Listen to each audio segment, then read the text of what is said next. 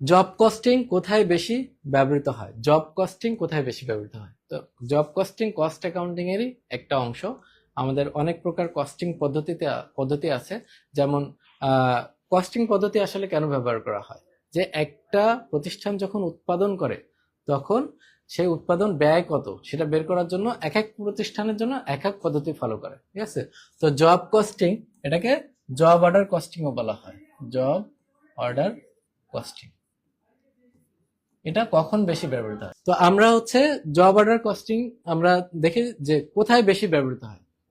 Job order costing সম্পর্কে আমরা জানি জব কস্টিং আছে, ব্যাচ কস্টিং আছে, কস্ট অ্যাকাউন্টিং এর অনেকগুলো ভাগ আছে। তার মধ্যে একটা হচ্ছে জব অর্ডার কস্টিং। তো উৎপাদনকারী প্রতিষ্ঠান কিন্তু এক একটা এক এক ধরনের। কিছু কিছু আছে, মনে করেন যে সব প্রতিষ্ঠান কিন্তু সেম জিনিস উৎপাদন করে না, ঠিক আছে?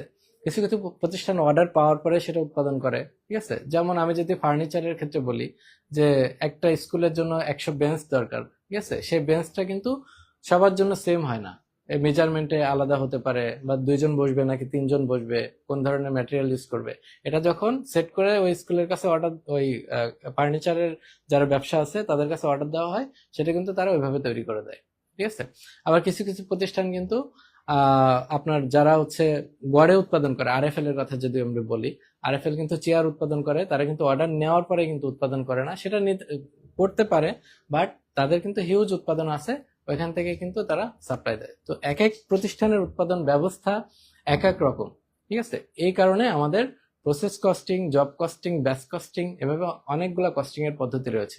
তো জব অর্ডার কস্টিং এ মেইনলি আমাদের হচ্ছে অর্ডার ভিত্তিক শিল্পে, যেমন আগে অর্ডার নেওয়া হয়, তারপরে কিন্তু সেটা করা হয়। এক একটা অর্ডারের সাথে আর এক একটা অর্ডারের কিন্তু মিল কম পাওয়া যায়, ঠিক আছে? সো এটা হচ্ছে চিনি শিল্পে আমরা প্রসেস কস্টিং ব্যবহার করি।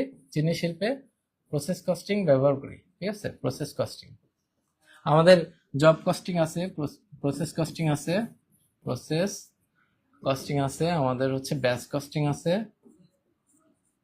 ব্যাচ কস্টিং আছে। তাহলে চিনি শিল্পে আমাদের প্রসেস কস্টিং ব্যবহৃত হয়, ঠিক আছে?